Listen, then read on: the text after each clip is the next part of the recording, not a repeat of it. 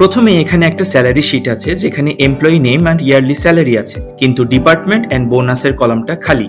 আমরা যদি master data ট্যাবে যাই সেক্ষেত্রে আমরা এখানে দেখতে পারবো যে আমার ডিটেইল সব ইনফরমেশন এখানে আছে। এখন কি আপনি ম্যানুয়ালি একটা একটা করে ডাটা নিয়ে যেয়ে বসাবেন, নাকি VLOOKUP ইউজ করে এক ক্লিকের মাধ্যমেই ডাটা এক্সপোর্ট করে নিয়ে যাবেন? প্রথমে VLOOKUPটা ইউজ করার জন্য আপনাকে যেটা করতে হবে, ইকুয়াল টু প্রেস করতে হবে, তারপর লিখতে হবে VLOOKUP, তারপর আপনি ব্র্যাকেটটা ওপেন করবেন। ওপেন করার পরে আপনার যে এমপ্লয়ির প্রথম নামটা আছে তাটা সিলেক্ট করে দিবেন। তারপর আপনাকে কমা প্রেস করতে হবে। কমা প্রেস করার পরে এই মোহাম্মদ রহমান বা এই যে ফার্স্ট ডাটাটা এটা কোথা থেকে VLOOKUP সার্চ করবে সেই জায়গাটা নির্ধারণ করে দিতে হবে। সেক্ষেত্রে আমাদের মাস্টার ডাটা ট্যাবটাতে যেতে হবে। যাওয়ার পরে আমাদের এখানে যেই ডাটাটা আছে এটা পুরোটুকু সিলেক্ট করতে হবে। সিলেক্ট করার পরে একটা বেস্ট প্র্যাকটিস হচ্ছে F4 প্রেস করে এটাকে কনস্ট্যান্ট করে নেওয়া, যাতে টেবিলটা কোনোভাবেই নড়াচড়া না হয়। তারপর আমরা প্রেস করব কমা। কমা প্রেস করার পরে আমরা এখন যেহেতু ডিপার্টমেন্ট জানতে চাচ্ছি, সো আমি যে সিলেক্টেড অ্যারেটা নিলাম তার মধ্যে 3rd নাম্বার কলামে আমাদের ডিপার্টমেন্টটা আছে, সো আমরা 3 লিখব। তারপর আমরা আবার কমা প্রেস করব। কমা প্রেস করার পর আমরা 0 অথবা ফলস লিখব ফর এক্স্যাক্ট ম্যাচ। এখানে বলে নেওয়া ভালো, 0 বা ফলস দেওয়ার মেইন কারণটাই হচ্ছে যাতে আপনি এক্স্যাক্ট ম্যাচটা পান।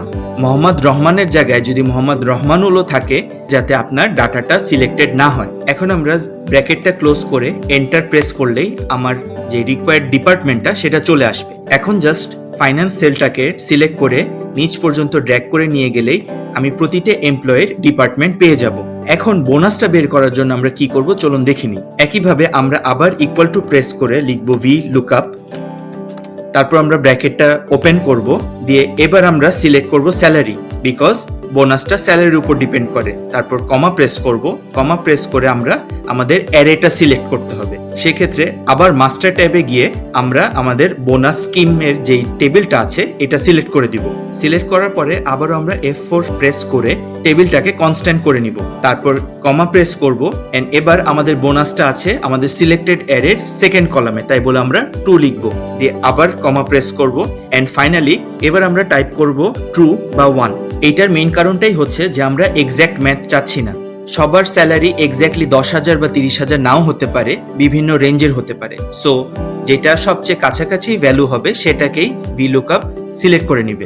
এবার আমরা ব্র্যাকেটটা ক্লোজ করে এন্টার প্রেস করলেই আমার রিকোয়ার্ড বোনাসটা চলে আসবে। এবারও সিমিলারলি আমরা আগের মতো 10%-এর যে সেলটা এটাকে ক্লিক করে ড্র্যাগ করে নিয়ে গেলে নিচ পর্যন্তই আমরা বাকিদের বোনাসের অ্যামাউন্টটা পেয়ে যাচ্ছি। বাস আপনার রেডি হয়ে গেল স্যালারি শিটটা, যেখানে আপনি খুব সহজেই নেম, ইয়ারলি স্যালারি থেকে ডিপার্টমেন্ট অ্যান্ড বোনাস খুব সহজেই বের করে নিতে পারলেন।